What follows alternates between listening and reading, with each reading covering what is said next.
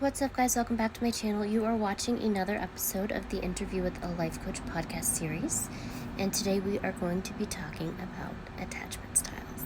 What is an attachment style? How your attachment style influences the way that you show up in your day-to-day, in your work life, in your personal life, and then how you may have come to develop the attachment style that you currently have, and how that attachment style is influencing your relationships in the present. So that's your personal relationships or your professional relationships. And then we're going to talk a little bit about some tools that can help you develop a more healthy attachment style. Again, I am not a therapist. I'm going to link some helpful information below for anyone who's interested in working with a therapist to discover more about your own personal attachment style. And then if you're interested in discussing attachment styles with a life coach or asking more questions on the topic, I am going to be hosting a class with another life coach on that very topic around the second week of November. So I'll leave that information below as well. So let's get started. So what are attachment styles? Attachment styles are patterns of behavior that we develop over time based off of experiences that we've had throughout our lives. Most often, attachments can start at a subconscious level in our childhood, and then they carry on into the relationships that we have with people in our adolescent and adult lives. Why is it important to understand your attachment style? If you're looking at the relationships that you have with other people and you're feeling like something's off, maybe you keep noticing patterns come up in your relationships that are not ideal, right? Situations that you would like to change. Maybe you feel like your partner consistently doesn't understand you, or you keep attracting relationships with the wrong type of person, or in your professional relationships, you're constantly feeling misunderstood or like people don't appreciate you, or you're constantly feeling insecure.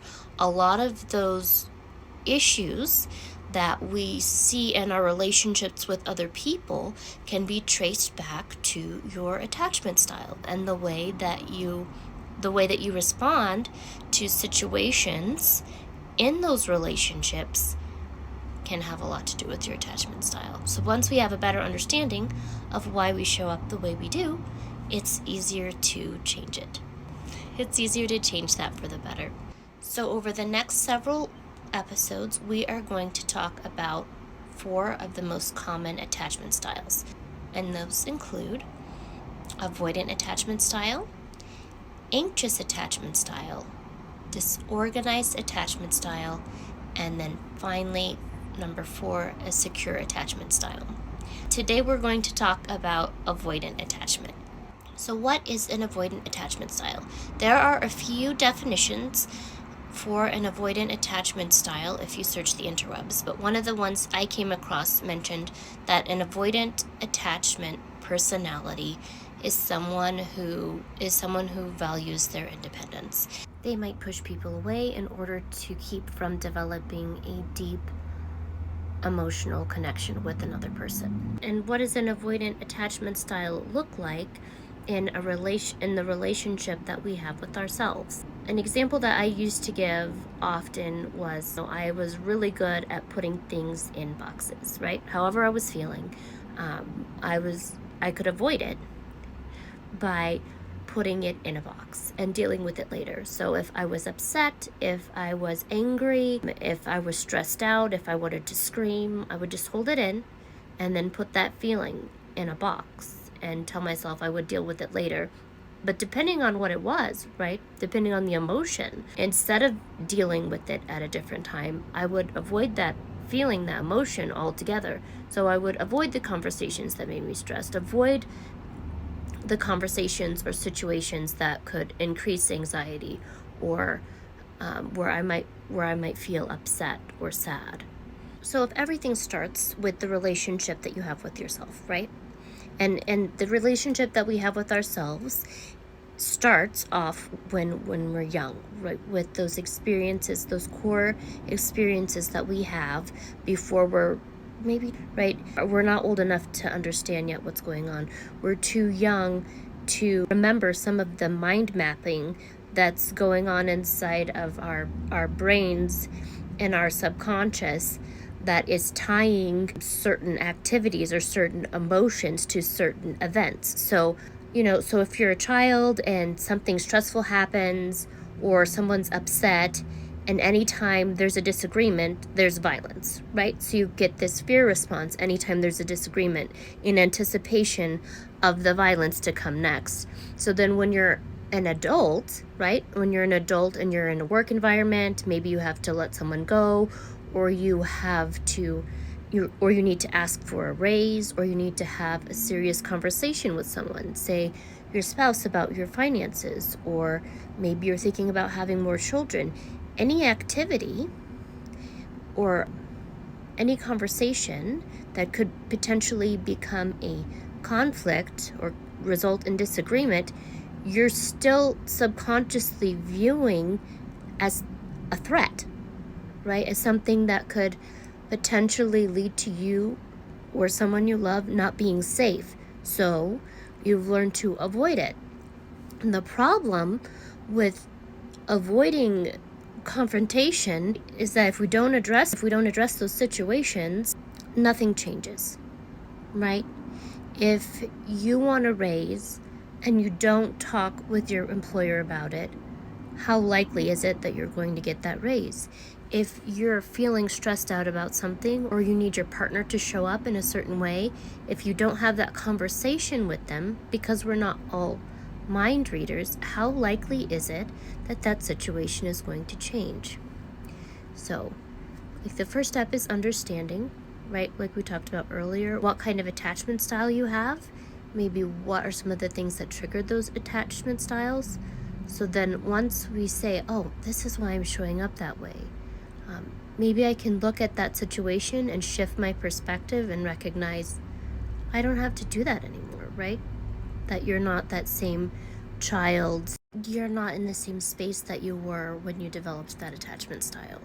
You're not a child anymore who's unsafe, or who needs to feel threatened or walk on eggshells around any circumstance that can turn into confrontation.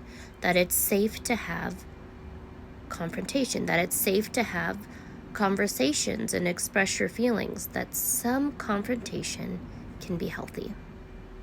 So what causes an avoidant attachment style? I'm going to share with you guys some resources that I've found below on situations that can help contribute to an avoidant attachment style, and we're going to discuss some of those right now. And some of those include experiences that we had in early childhood, where you might have had a parent or a caregiver who was unresponsive, rejecting, or dismissive of that child's emotional needs. So if something happened and you were upset and you were crying, they might ask you, why are you crying? Or make fun of you for crying, or avoid you when you're crying, and just, not give that any attention at all whatsoever. So then you learn that when you have an emotional need, it's not safe for you to ask for help. It's not safe for you to express that need. If you express that you have an emotional need, it's not going to end well for you. That's going to be rejected, or you're going to be made to feel guilty for having that feeling to begin with. So you learn to suppress your emotions. So then what happens when we become adults and we're in a situation that can trigger emotions?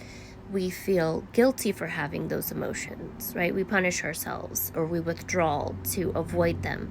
Or what happens when we have an avoidant attachment style and we become parents and our children express that they have emotional needs? Those needs can become triggering for us, right? Because we're not used to responding to that emotional need in a healthy way. We haven't been trained to do that. We don't have an example of the healthy way to respond to a child's emotional need because we haven't experienced that yet ourselves.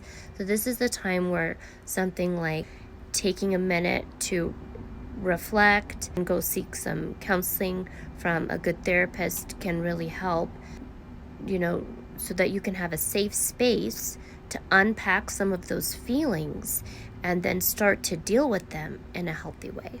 Some of the other characteristics that might relate to an avoidant attachment style include distrust, reluctance to open up, preference to work independently, and rationalizing other people's behavior. So the rationalizing of behavior can have to do with a number of different things, but a couple of examples are rationalizing when someone else is not being emotionally responsible in order to avoid dealing with how we really feel about that circumstance. We rationalize their behavior and make excuses for that person. Avoidant attachment style can also make us passive aggressive because we don't feel comfortable with confrontation. We lash out in other ways, in other subtle ways, because we have to get those emotions out. Whatever is hidden always ends up coming out into the surface. So if we don't deal with our emotions, they're going to exhibit themselves in other ways. So it's either like through a disorder with your attachment styles, or it's going to eat away at your mental health, or your physical health. It can destroy relationships. Not having a healthy attachment style can destroy the relationship that you have with yourself and with those around you.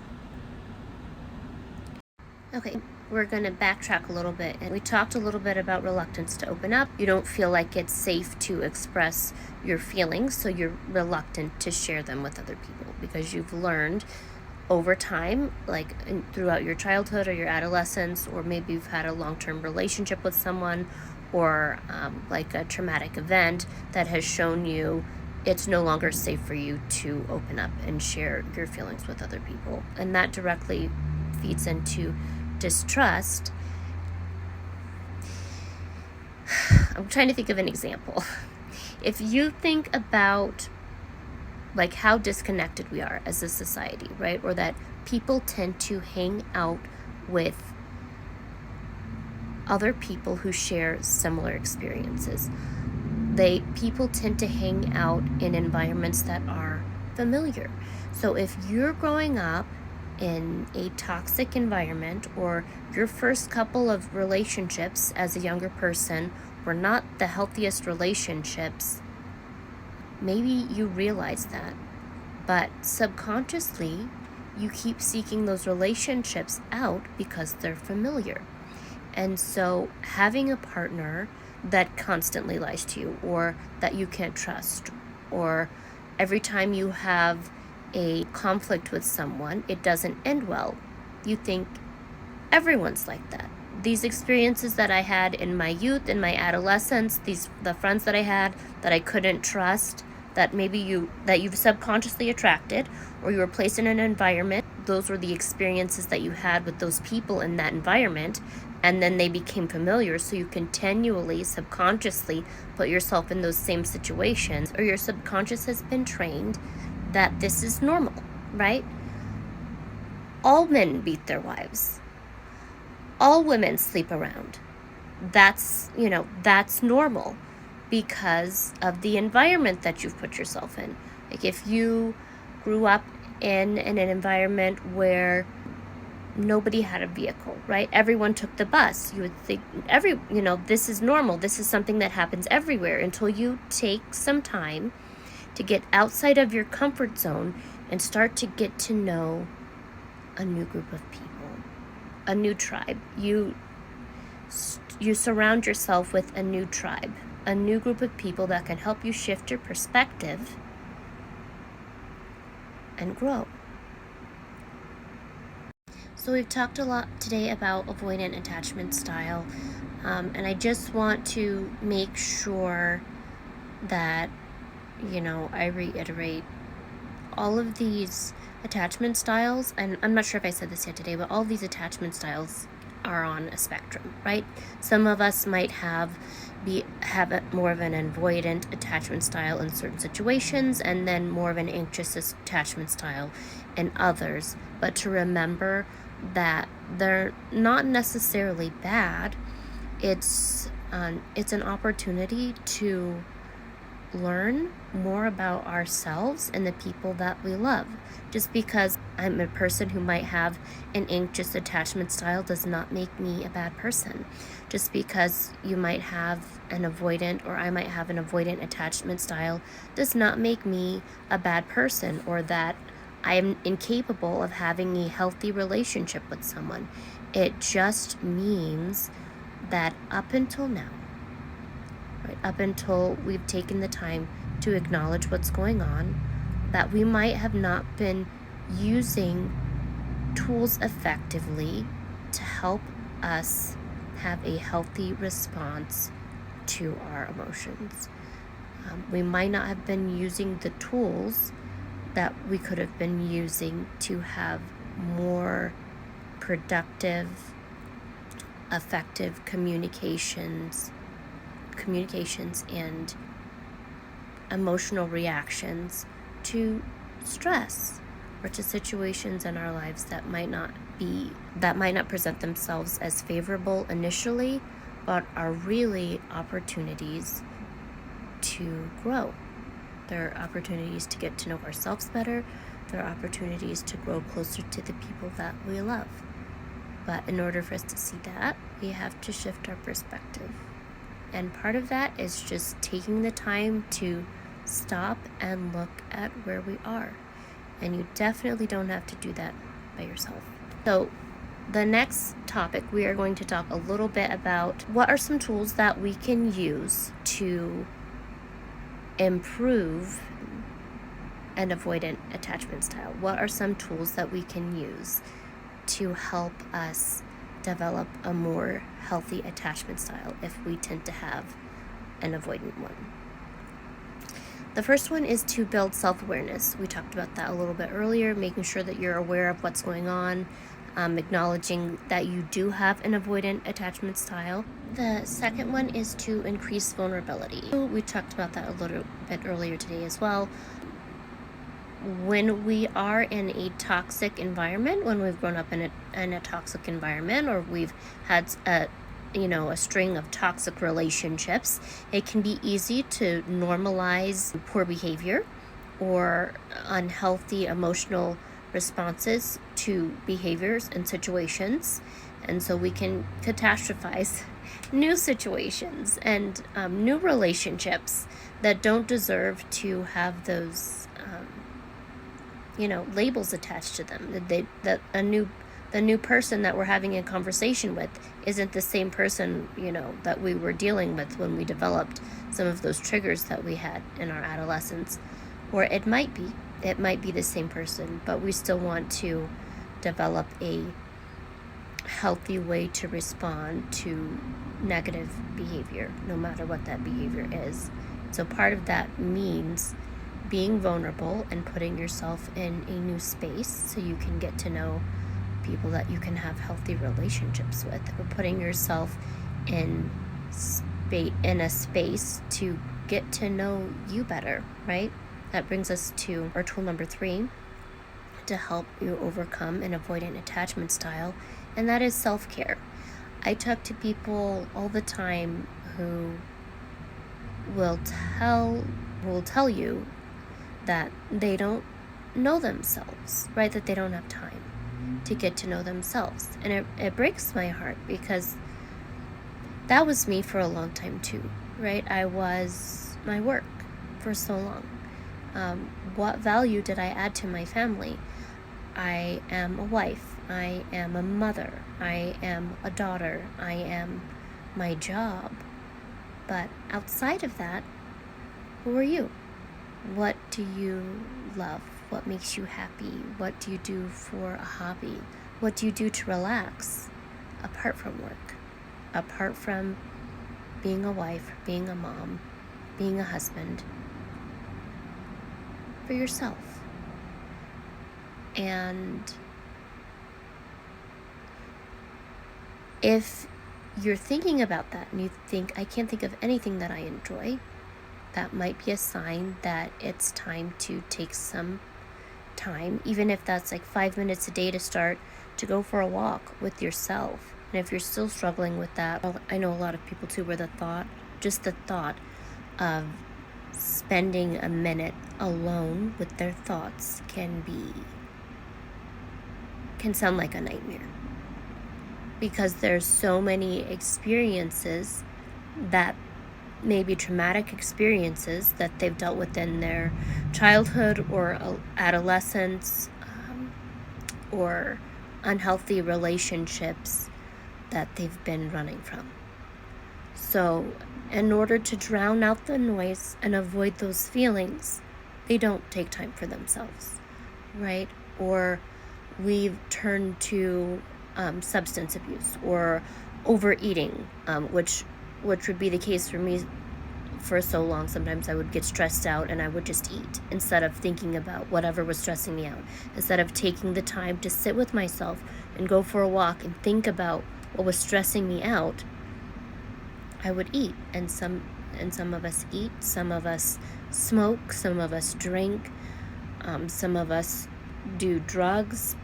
But to remind you that whatever you're going through, you're not the only person to have ever gone through that. And you don't have to do it alone.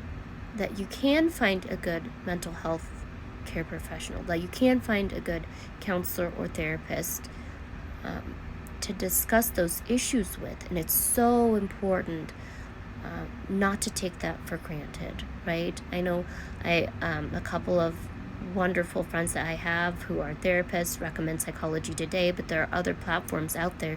You just want to make sure that you find the right person to help you unpack those traumatic experiences, to help you unpack some of that so that you can move forward, so you can let that go, so you can so you don't no longer have to live in the past and let those things control your life in the present, but you can have a future where you're not emotionally imprisoned by things that happened in your past. So you can be free, so you can feel a little more free to get to know you, to get to have healthy relationship with yourself and the people that you love, the people that love you. And then lastly, I'm going to leave you guys with some scriptures to help with an avoidant attachment style. The first one is Hebrews 13:8. It says, He is the same yesterday, today, and forever. God is dependable, right? No matter what you're going through, you can talk to God about it. And that can be a safe space. And the second verse is from Psalms 147, 2 through 18, so buckle up. The Lord builds up Jerusalem. He gathers the exiles of Israel.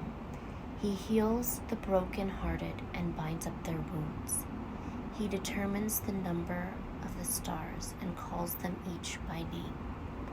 Great is our Lord and mighty in power. His understanding has no limit. The Lord sustains the humble, but casts the wicked to the ground. Sing to the Lord with grateful praise. Make music to our God on the harp. He covers the sky with clouds. He supplies the earth with rain and makes grass grow on the hills. He provides food for the cattle and for the young ravens when they call. His pleasure is not in the strength of the horse, nor his delight in the legs of the warrior. The Lord delights in those who fear him, who put their hope in his unfailing love. Extol the Lord, Jerusalem. Praise your God, Zion. He strengthens the bars of your gates and blesses your people within you. He grants peace to your borders and satisfies you with the finest of wheat. He sends his command to the earth. His word runs swiftly. He spreads the snow like wool and scatters the frost like ashes. He hurls down his hail like pebbles. Who can withstand his icy blast? He sends his word and melts them. He stirs up his breezes, and the waters flow. I was talking with a group of ladies in Bible study the other day about I was struggling with something. Somebody that was close to me, I felt like they had betrayed me. But at the end of the day, God was reminding me that only God is God, and vengeance is the Lord's. So if we're looking at this scripture, and we're looking at John 3:16, that for God so loved the world that he gave his only begotten Son, that whosoever believes in him will not perish but have everlasting life. That's everyone. And if God is God, there's nothing that you've been through that he can't understand, right? That you could share with God that would be news to God. There's no one so broken that God can't fix or heal. To invite you guys to have that kind of vulnerable relationship. We talked about vulnerability earlier, but that to remember you can have that type of vulnerability in your relationship with God, and to know that he hears you. And when you pray, if you ask him to, he can help you move forward past any kind of difficulty that you might be going through, whether that's an avoidant attachment style or something else. And in the meantime, God gave us the people in our lives to help us grow, to help us to move forward, to help us grow in our relationship with him and our relationship with each other, and that there's nothing shameful about asking for help if you need it. I'm such a huge proponent of therapy. Great therapists can help you improve your mental health. A great life coach can help you achieve your goals, if that's your relationship goals or your financial goals. We're here for that too. Thank you guys so much. Thank you so much for watching. If you have anything that you would like to add or share, please feel free to do that. I always love hearing from you. Oh, I almost forgot. If you guys enjoyed today, please don't forget to give this video or the podcast a thumbs up or a like, and subscribe. And then if you're interested in hearing more about attachment styles, I'm also going to be doing a class in November, so the link for that is below as well. Please be kind to yourself and others. I love you guys. I'll see you in the next episode.